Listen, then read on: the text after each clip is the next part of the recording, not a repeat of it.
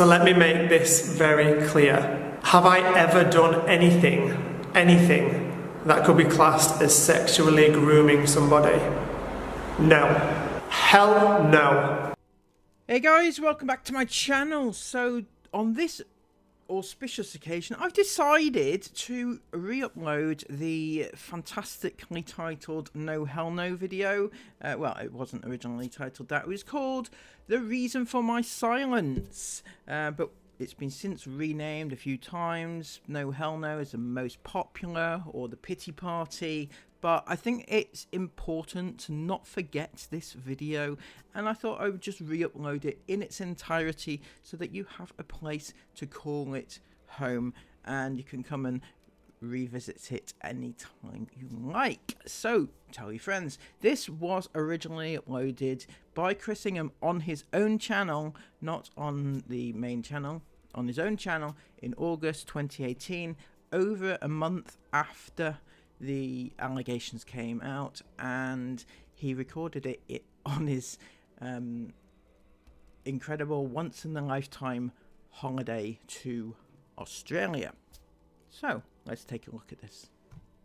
Alright guys, so I'm going to be talking to you right now about a few of the things that have been going on behind the scenes with me and my family over the past couple of months, and more importantly the reason for my silence throughout the whole of the last 2 months with regard to this specific topic. This is the one and only time I am ever going to address this. After this video, I am not going to be addressing this again. A lot of people out there have wrongly jumped to so many conclusions about me. Wrongly and ignorantly named and labelled me so many things. Twisted so much and made so many presumptions about so many things that are just completely wrong and disgusting. So let me start from the top. The only reason that I have stayed quiet and not addressed this until now was because of the advice given to me by our legal team. We have some of the best lawyers in the country that support me, that support us as a family, that support our business. And their advice from the very start of this was that we were to put out an initial statement on my Twitter, which I did, and then I was to say absolutely nothing. I wasn't to address this on my channel or otherwise. I wasn't to rise to any hate on any level, no matter how bad it was. And believe me, that alone has been one of the hardest things I have ever had to do. The safety of my family, and more importantly, our children, has been our priority over any other. And due to the nature of the things that people online have portrayed me as being, taking and acting on the advice of our legal team in this has been the most important thing for us to do. That alone is the only reason I have stayed quiet on this and not addressed this until now. The only reason. Nothing to do with being guilty. Nothing to do with being ashamed or anything else. Any of the other ideas that I've seen and read about me over the last couple of months. Nothing. The only reason we've stayed quiet on this until now is because we've been acting on the advice of our legal team, and that's it. So let me make this very clear. Have I ever done anything that could be classed as sexually grooming somebody? No. Hell no. Of course I haven't. Am I a paedophile? No. Hell no. Am I a sexual predator? No. No. Have I ever done anything that could be classed as being sexually inappropriate to anybody? No. And now enough is enough.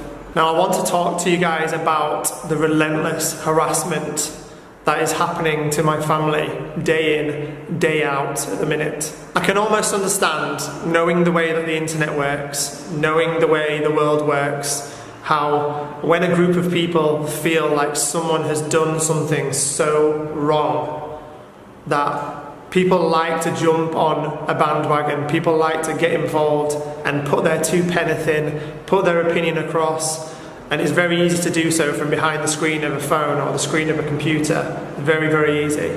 I don't agree with it whatsoever. In fact, I think it's absolutely disgusting that people do that, but I understand, and I know that it happens because I know the way the world works. I know the way social media works. But the one thing in all of this that really disturbs me is the complete and utter lack of regard for my children in all of this. Those poor, innocent girls that don't deserve any of this. Those poor girls that are currently having their lives tainted and ruined in ways that none of you could imagine from behind your phone screens or behind your keyboards at home. All of you keyboard warriors at home behind your phone screens throwing out every single disgusting statement onto the internet that you can think of, especially onto Twitter, YouTube, using my name in every wrong and disgusting way that you can right now, yet without a single second's thought to the seriousness and the damage that you're causing on the other side of it. Not just to my life, and not just to Sarah's life, but more importantly, to my girls' lives. The past 2 months, without a shadow of a doubt, have been the most testing and difficult months of my entire life. I guarantee that no matter what I go through in my life from now onwards, nothing will be tougher than the last 2 months that I've been through. We could have lost our business, something that Sarah and I, and the girls even, have all together collectively killed ourselves over for the last 2 years so that we could give our children a better future, a future that we could have never imagined being able to give them before. We could have lost our home, we could have lost our family, our marriage, our friends, our reputation, everything.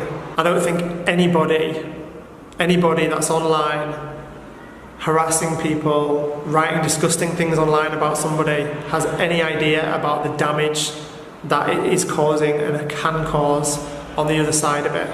It's so easy to do. It's so easy to do from your nice, safe home, you know, write something disgusting about somebody on the internet and send it off and it's gone. You don't think about it again. But boom, it does cause so much damage. It's absolutely disgusting. Do you think it's right that my girls are getting ready to start a brand new school year soon? Esme is starting a brand new school entirely. And it's a really massive deal for her. It's a huge deal for Sarah and I as parents. All 3 girls are getting ready to go back to school soon. And instead of being excited about the new school year coming up, instead of being excited about Esme's brand new school year coming up and all the amazing changes she's going to go through or she would be going through, instead of being excited about that, the only thing that Sarah and I are feeling right now is the worst worry and anxiety that you could imagine about the fact that our children are probably going to go back to school this term and be relentlessly bullied by people, ignorantly and misguidedly, relentlessly bullied by people who misguidedly, completely ignorantly and wrongly think that their dad is a paedophile or a kiddie fiddler or a groomer or interested in children in an inappropriate way. Like, what parent should ever have to go through that? What child should ever have to go through that? I am not a sexual groomer. I am not a paedophile. I am not a kiddie fiddler. I am not a sexual predator or any of the other ridiculous crap that I have seen written about me online. Never in my life have I ever done anything that could be even remotely considered that. Not ever. I'm just a normal, hard-working husband and father. Normal guy. Just a straightforward, normal guy. And that's it. All of the continued relentless harassment that Sarah and I are facing online at the minute, especially on Twitter, is disgusting. It's absolutely outrageous. And that alone is the only reason Sarah and I no longer have our Twitter accounts. Nothing to do with the fact that we're guilty or ashamed or running away or hiding or anything like that. Nothing at all to do with that. The only reason we no longer have our Twitter accounts is because we couldn't stand coming online every single day, trying to use our own Twitter accounts as normal and seeing just the absolute and utter vast amount of crap that was being thrown at us every single day. Complete and utter rubbish. Like, you couldn't even imagine the disgusting things that were being written about us online every single day. People talking about me being some sort of a sexual predator, a paedophile, a groomer, all this sort of stuff constantly, relentlessly. Not even just limited to Sarah and me, but it's our extended families too. My parents, Sarah's parents, our aunts and uncles, brothers, sisters, right the way down the family line. There are people dedicating their lives right now to try and taint every single aspect of mine and Sarah's lives in a completely inappropriate, wrong, untrue way. And it's absolutely and utterly disgusting. That alone is the only reason Sarah and I deleted our Twitter accounts. For our own sanity. That's it. All of this continued harassment that Sarah and I are facing every day has turned into nothing other than a witch hunt. It's a witch hunt, and it's absolutely outrageous. We can't even use our own personal Instagram accounts to show our followers, the people that support us every day, pictures that we want to show them, videos that we want to show them, because when we do, they're just spammed relentlessly with absolutely disgusting comments, untrue statements, and rubbish beyond belief by anonymous accounts, even not anonymous accounts, just people who are completely and utterly misguided in what they're thinking about myself and about Sarah. My phone number and my address was posted online. In fact, this has been done multiple times over the past 2 months. Something that shouldn't ever happen to anybody. I had people calling my phone relentlessly, like literally every minute, calling my phone relentlessly, giving me death threats, telling me that they were going to come to my house and set my home on fire in the night with my children in it. They were going to come to my house and harm me in front of my children. They were going to come and do all sorts of things to my property, to my car.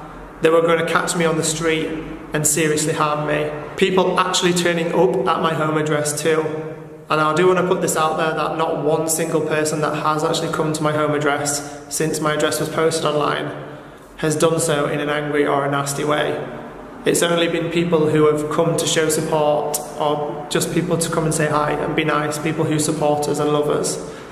Nobody of the bad category has turned up or anything like that's happened. But it has got to a stage where Sarah and I don't feel safe in our own home anymore at all. To the point where we've had to put our brand new house, our beautiful home that we love so much, we've had to put it on the market to sell because we can't live there anymore. We just don't feel safe at all. So we need to sell that house and move to somewhere much more private where nobody knows our address and we can feel safe again. Calling somebody publicly the disgusting things and wrong things that people have been calling me is such a dangerous thing to do.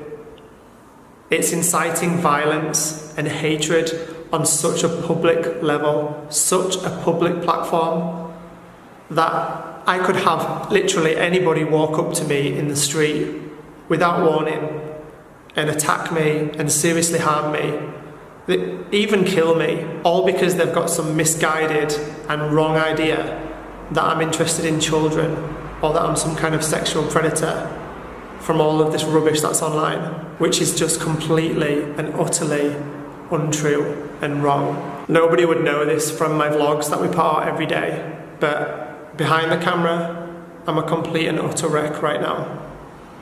I've lost all of my confidence in myself. I've lost all of the confidence and love for what we do, and I'm constantly living in fear. Fear of somebody turning up at my house or somewhere I'm out in the street to hurt me. Fear of the next set of harassing statements online. Fear of the next small YouTuber trying to use my name in a defamatory and wrong way for their own personal gain. How has that become acceptable nowadays? Smaller YouTubers that maybe get 100 to 200 views per video now do a video on exposing Chris Ingham and they get a couple of 100,000 views. So the same small YouTuber then does multiple videos using my name in the title, exposing Chris Ingham version 2 or whatever it may be. And they keep these views rolling in and rolling in. All just to gain their own personal following, to increase their own public profile, to earn money from monetization, whatever it might be, but without a second's thought to all of the damage that that video is having on the other side of it. Not one single thought to the repercussions that they're having on myself, on my children, on my pregnant wife. My anxiety right now is on an all-time high. It's no secret to anybody that I struggled very badly in my late teens, especially with OCD. I am yet to do a video on that. I am going to do that. But it's no secret to anybody that I used to struggle very badly with my mental health when I was younger. And right now, my mental health is on an all-time low, to the point where I'm having to take anti-anxiety medication every single day just to get me through the day. And then this past weekend happened when we arrived in Australia. As we arrived in Australia, we all came through immigration together. I was asked to step to one side, and Sarah and the girls were told that they could carry on and enter the country, and they were fine. But I was taken to a holding cell. I was stripped of my phones, stripped of my computer, my iPads, and everything else that I had on me. I was put in a holding cell and I was left there for 3 hours, not knowing why I was being held, not being told anything at all, absolutely terrified and scared out of my mind. My poor wife, who is very early pregnant, who hadn't been to sleep all night. We'd had a night flight the night before, none of us had slept.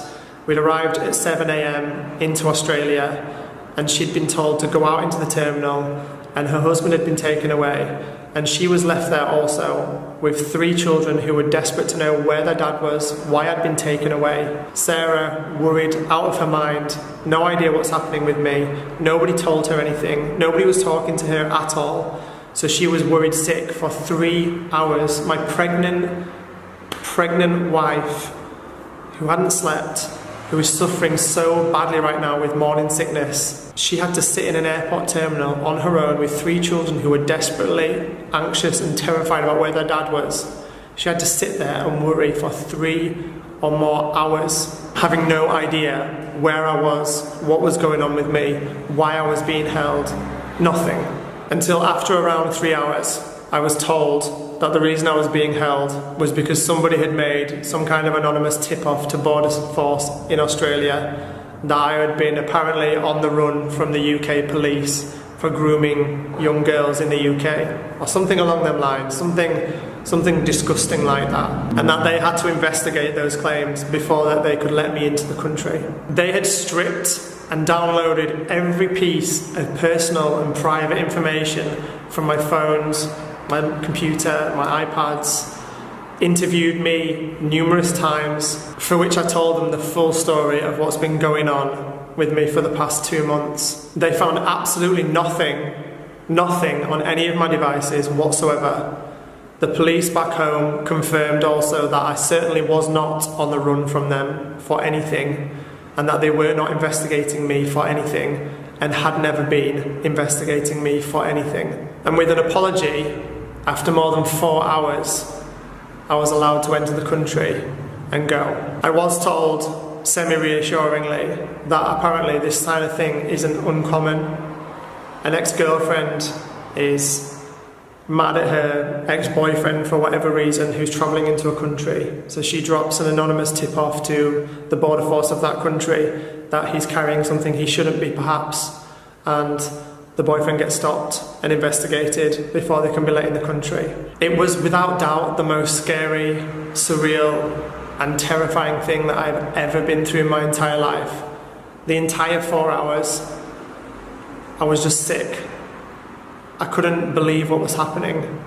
We just spent the whole night excited about the fact that we were about to start our adventure in Australia, somewhere we've never been to before, somewhere we've saved up for months to be able to afford, somewhere we've looked forward to and talked about for months, somewhere we've planned to give Isabel the best 13th birthday that she can ever have, because that's the reason for this trip, is for Isabel. And so that we can give her the 13th birthday that we want to give her. All of that was about to be destroyed. All of that was about to be destroyed. I had no idea if I was going to see my family again, or what was going to happen to me, where I was going to be sent. Not to mention my poor pregnant wife, who was left for more than 4 hours, not knowing anything at all. Nobody spoke to her. She had no clue about why I was being kept, if she was going to see me again, where I was, what was happening with me. She was going out of her mind with worry. Her and my children went through absolute hell. At the start of something that should have been so happy and so positive, they went through absolute hell. And that is not acceptable on any level. That is way beyond harassment. It's way beyond anything that anybody should ever have to endure. And anybody watching this right now that thinks that calling an anonymous false and fake wrong tip into a border force and having that happen to a family, anybody that thinks that that is acceptable to do that to a family, then I just don't have any words for that. I am constantly terrified at the minute that the stress of everything that's going on, the stress of all of this relentless hounding that Sarah and I are being faced with right now, I'm so terrified that this is going to cause her to miscarry our baby. She's under the worst stress that I could ever imagine a new mum having to be under. No one who is newly pregnant, no one at all should ever have to go through stress like this, let alone when you've just found out you're pregnant, and you should be celebrating and enjoying this new amazing chapter in your life. No pregnant mum should have to deal with the stress that is on Sarah's head constantly at the minute because of all this. And I am just terrified every single day that this relentless hounding that we're going through right now is going to cause her to miscarry our baby. The fact of the matter is that all of these people who are hounding me right now and hounding Sarah right now, all of the people that are posting these disgusting, wrong, completely incorrect and defamatory statements about me online right now, the ones that are trying so hard to destroy the Ingham family, why? Why would anybody want to do that to a family? Why would anybody want to do that to poor, innocent children? Why would anybody want to do that to anybody at all? Because let's be real about it. If you succeeded in destroying the Ingham family, you destroyed our business. We'd lose our home. We'd lose our house. The girls would lose their school. The two places that the girls feel safe, secure, and happy at, they would lose all of that. We would lose everything. Everything that Sarah and I have killed ourselves over to create and build for our children's future over the last 2 years. All of that, everything would be gone. Why would anybody want to do that to anybody? Especially children. Especially my children. Especially my child that's on the way.